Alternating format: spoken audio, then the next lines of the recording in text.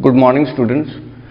Today we will be going to discuss another topic in the same chapter, and the chapter is molecular basis of inheritance. The topic which we are going to study is transforming principles given by Frederick Griffith. But let me tell you certain things before entering into this topic. The search for genetic material started when Miescher discovered DNA in 1869. In 1869, Miescher discovered DNA. It was the same time when Mendel in 1860s he completed his experiment, and in 65 he put his observations. Both came in the same time, but it was not proved that DNA is the genetic material. At that time, most of the scientists believed that protein may be the genetic material and not DNA or RNA. So the search for genetic material continued.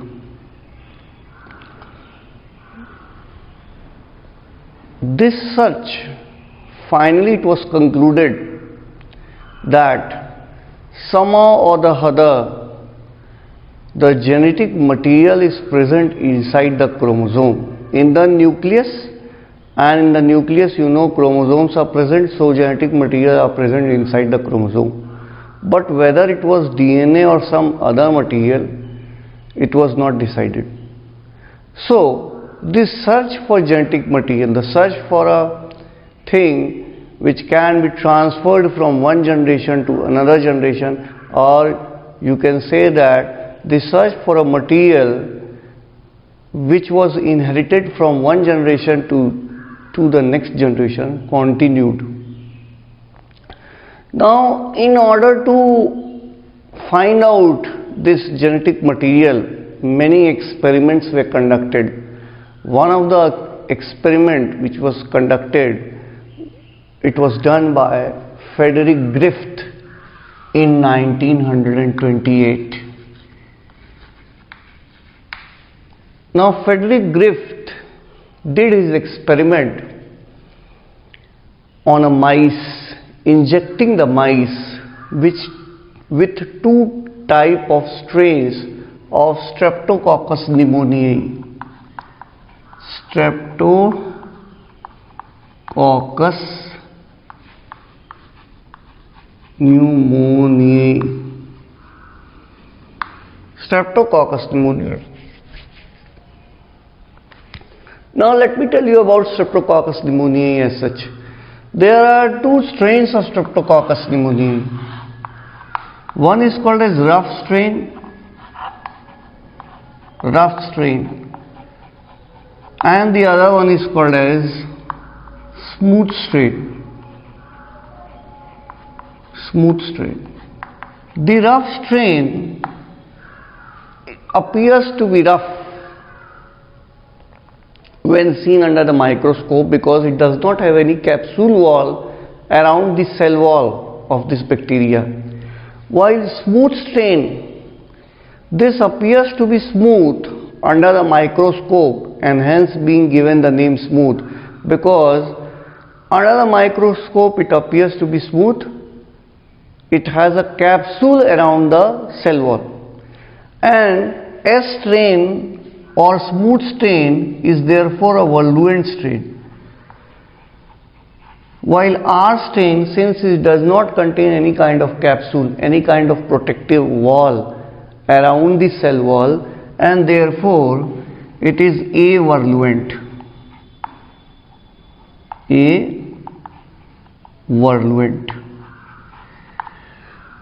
So the more pathogenic is smooth strain, the less pathogenic is rough strain. Now Frederick Griffith conducted his experiments on the mice, injecting the mice with these two strains of bacteria. first he did was he injected R stain in a mice and found mice to be living. Mice was living. What is the reason behind it? The R stain do not contain any capsule and mice can form immunity against the R stain bacteria, killing all the R stain bacteria which are injected to the mice. जैसे ही R stain के bacteria को inject करेंगे माइस के अंदर injection से, माइस की अपनी immunity उन सारे बैक्टीरिया को कुछ समय के अंदर, नॉट विद इन सेकेंड और a moment, but it will take time. ये निमोनिया के बैक्टीरिया हैं, कुछ समय लगेगा, लेकिन माइस की जो अपनी इम्यूनिटी है वो उसको मार देगी. तो इसी तरह से आर स्टेन के बैक्टीरिया की डेथ हो जाएगी और mice will be living.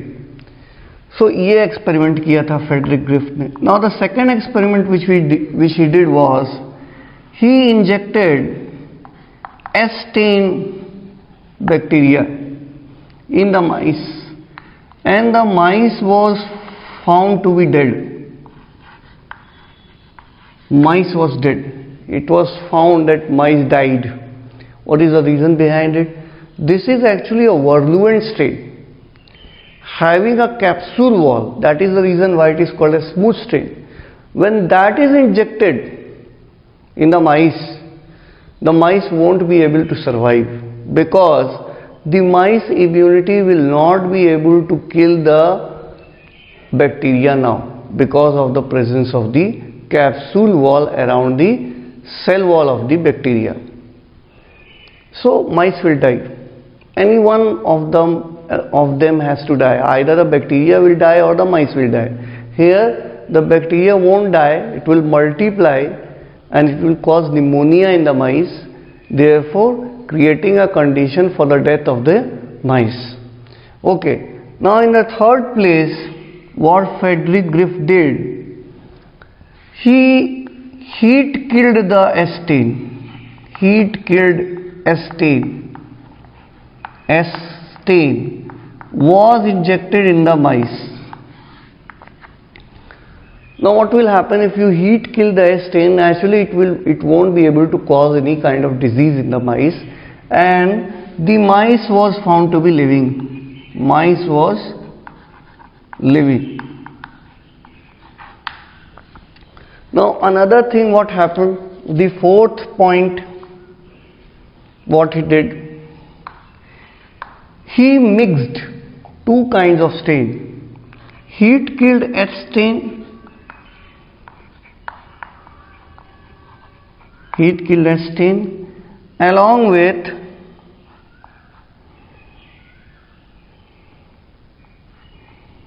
live R stain.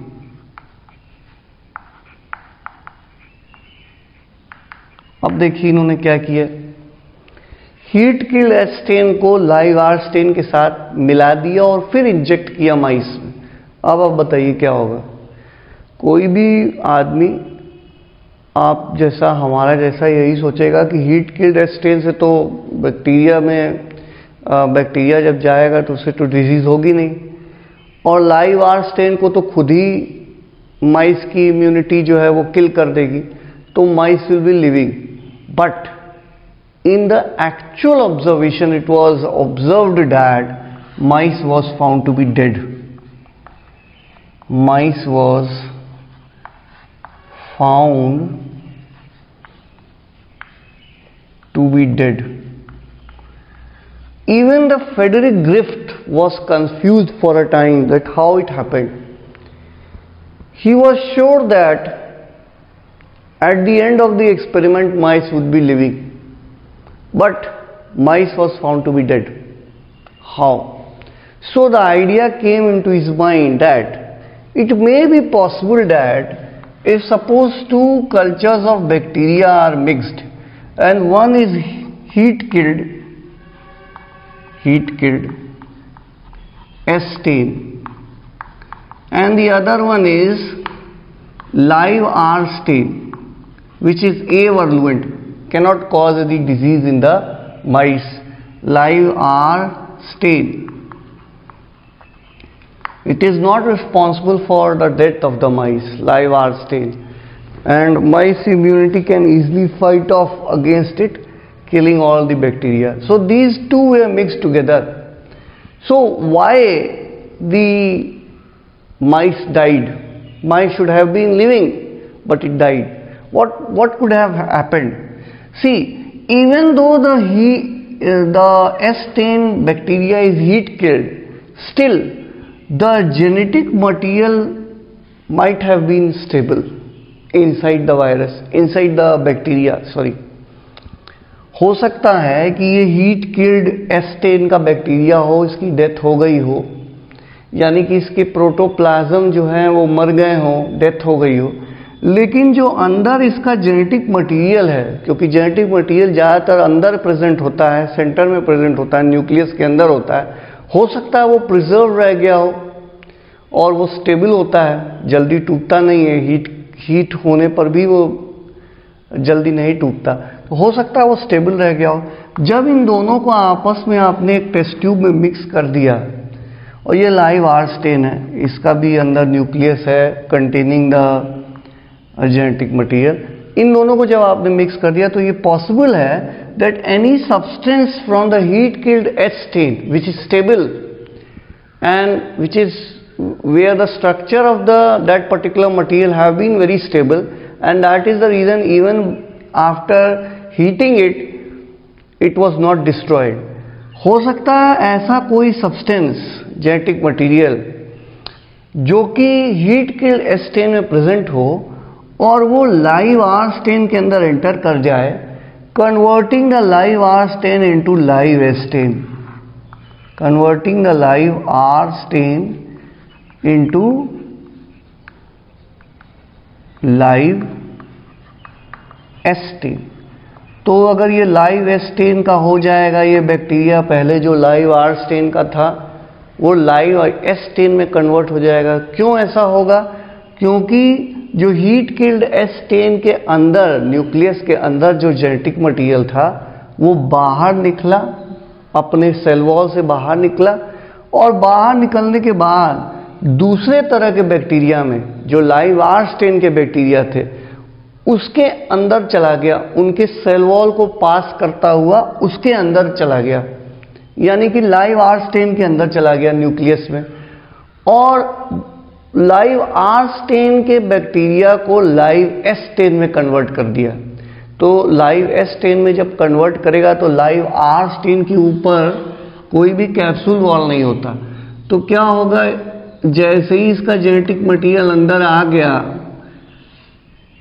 यहाँ पे बाहर से एक genetic material heat killed S strain से अंदर आया, और अंदर आने के बाद होगा क्या, ये जब ये अंदर आ जाएगा हीट किल्ड एस स्टेन का जेनेटिक मटेरियल, तो धीरे धीरे बाहर जो है कैप्सूल की वॉल बनने लगेगी, और जब अब ये क्या हुआ कि लाइव आर स्टेन जो है, आर स्टेन किसमें कन्वर्ट हो गया, लाइव एस स्टेन में। कुछ ऐसा हुआ होगा, ये कहा था किसने, फ्रेडरिक ग्रिफ्थ ने, और कहा था कि ये कोई ट्रांसफॉर्मिंग सब्सटेंस है।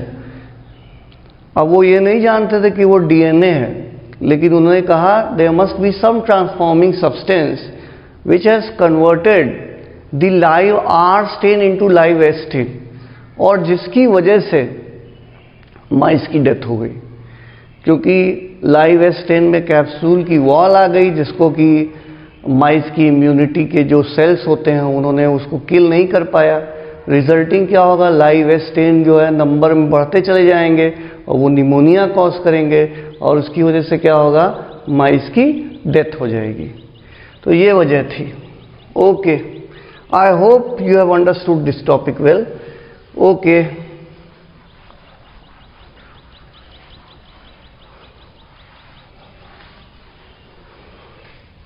ओके, अब ये तो नहीं पता चल पाया इस एक्सपेरिमेंट में कि वो पर्टिकुलर जो है वो डीएनए की वजह से ही हुआ है। उस समय के साइंटिस्ट ये जल्दी ये नहीं मानते थे कि डीएनए जेनेटिक मटेरियल है। बहुत से साइंटिस्ट उस समय ये मानते थे कि प्रोटीन जेनेटिक मटेरियल है। Many of them thought that protein is the genetic material and not the DNA. So ऐसा क्या हुआ जिसकी वजह से ये पता चला कि जेनेटिक मटेरियल प्रोटीन है, नहीं है, बल्कि डीएनए। 3 मेन चीजों पे कंटेस्ट था, डीएनए पे, आरएनए पे और प्रोटीन पे। अब इन तीनों में से जेनेटिक मटेरियल कौन है, वो कौन सा बायोकेमिकल प्रिंसिपल है जिसकी वजह से live R strain live S strain में कन्वर्ट हो गया ग्रिफ्ट के एक्सपेरिमेंट में।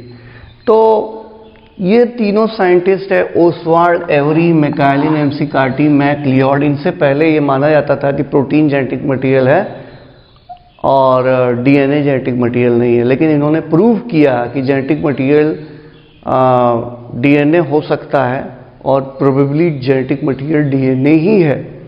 तो चलिए इनके एक्सपेरिमेंट में क्या हुआ, जैसे हम अगर वो एक्सपेरिमेंट रिपीट करें आपका फ्रेडरिक ग्रिफ्ट का, इन्होंने भी उसी एक्सपेरिमेंट को रिपीट किया था। यानी कि यहां पे क्या लिया, लाइव आर स्टेन और इसको किसके साथ मिक्स कराया, हीट किल्ड एस स्टेन के साथ, heat killed S strain, heat killed S strain. ऐसा कराने के बाद ऐसा देखा गया था कि इन दोनों का मिक्सचर इंजेक्ट कराया गया था माइस में and mice was found to be dead, mice was dead. How it happened, इसके बारे में खोज शुरू हुई। यानी कि वो खोज कि एक्चुअली ऐसा कौन सी चीज है जिसकी वजह से माइस डेड हो रही, डीएनए है, वो प्रोटीन है कि आरएनए, इसके ऊपर खोज शुरू हुई। ओके, अब देखिए हुआ क्या कि अब ये एक्सपेरिमेंट हो रहा था जिस समय इन दोनों को एक मिक्सचर में मिलाया जा रहा था। उस समय सबसे पहले प्रोटीएज भी मिक्स कर दिया गया उसके साथ। आप जानते हैं प्रोटीएज एक तरह का एंजाइम है जो कि प्रोटीन के मॉलिक्यूल के, प्रोटीन के फ्रेगमेंट को ब्रेक कर देता है। तो अगर हम मान लें कि इसको हम अभी रब कर रहे हैं, जरा थोड़ा दूसरे तरीके से बताना है। अगर हम ये मान लें कि ये आर स्टेन है, लाइव आर स्टेन, और ये हीट किल्ड एस स्टेन है, हीट किल्ड, ये एस स्टेन, ये एस स्टेन हीट किल्ड है, और इसमें से जेनेटिक मटेरियल यहां से यहां ट्रांसफर होता है और इसको कन्वर्ट कर देता है लाइव एस स्टेन में। तो अगर हम प्रोटीएज यूज करेंगे, मान लीजिए वो जेनेटिक मटेरियल प्रोटीन होता जो कि यहां से डिफ्यूज होता, आपने जब इस एक्सपेरिमेंट में उसी समय प्रोटीएज यूज कर दिया तो फिर क्या होगा, और अगर प्रोटीन ही जेनेटिक मटेरियल है तब होगा क्या कि लाइव आर स्टेन जो है वो लाइव एस स्टेन में कन्वर्ट नहीं होगा और ये एक्सपेरिमेंट में हो जाएगा mice was found to be living. लेकिन प्रोटीएज यूज करने के बाद भी देखा गया कि mice was found to be dead. So फिर ये पता चल गया कि प्रोटीन वो जेनेटिक मटेरियल नहीं है। ठीक दूसरे एक्सपेरिमेंट में आरएनएज यूज किया गया। आरएनएज एक ऐसा एंजाइम है जो आरएनए को मार सकता है। तो सेम एक्सपेरिमेंट दोबारा परफॉर्म किया गया, आरएनएज यूज किया गया। अगर मान लीजिए वो जेनेटिक मटेरियल आरएनए होता जो हीट किल्ड एस स्टेन से बाहर निकल रहा होता और हम उस समय आरएनएज यूज करते तो ये इसके अंदर नहीं जा पाता, यानी कि लाइव आर स्टेन को लाइव एस स्टेन में कन्वर्ट नहीं कर पाता और उस कंडीशन में mice was found to be dead नहीं होता बल्कि mice was found to be living होता। तो इसका मतलब ये भी है कि आरएनए जेनेटिक मटेरियल नहीं है। लेकिन जब डीएनएज यूज किया गया, डीएनएज एक तरह का एंजाइम है जो डीएनए को ब्रेक डाउन कर देता है, it causes break down in DNA. इसी एक्सपेरिमेंट में हमने डीएनएज यूज किया और ये देखा कि जो DNA heat killed S strain से बाहर आ रहा था, डीएनएज ने उसका ब्रेक डाउन कर दिया। तो फिर लाइव आर स्टेन जो है लाइव एस स्टेन में कन्वर्ट नहीं हुआ, और नहीं हुआ तो माइस डेड भी नहीं हुआ बल्कि लास्ट एक्सपेरिमेंट में mice was found to be living, mice क्या था, जिंदा रह गया, क्योंकि डीएनएज यूज किया। लाइव आर स्टेन, ये बाहर जब डीएनएज यूज किया तो डीएनए जब हीट किलर स्टेन से बाहर निकला तो डीएनएज ने क्या किया, उसका ब्रेकडाउन कर दिया, और जब ब्रेकडाउन कर दिया तो ये इसके अंदर गया ही नहीं वो डीएनए, लाइव आर स्टेन को लाइव स्टेन में कन्वर्ट ही नहीं किया, तो लाइव आर स्टेन के फॉर्म में रह गया और वही इंजेक्ट हुआ माइस में। माइस की जो खुद की इम्यूनिटी है उसने लाइव आर स्टेन को किल कर दिया and mice was found to be living, यानी कि पूरा का पूरा एक्सपेरिमेंट बदल गया। और इससे यह भी प्रूव हो गया कि बायोकेमिकल नेचर जो है ट्रांसफॉर्मिंग प्रिंसिपल का, जिसने कि लाइव आर स्टेन को लाइव एस स्टेन में कन्वर्ट किया था, वो और कोई नहीं डीएनए है। यानी कि ना ही प्रोटीन जेनेटिक मटेरियल, ना ही आरएनए जेनेटिक मटेरियल, बल्कि DNA is a genetic material. Prove that DNA is a genetic material. So I hope you like my topic. Thank you very much.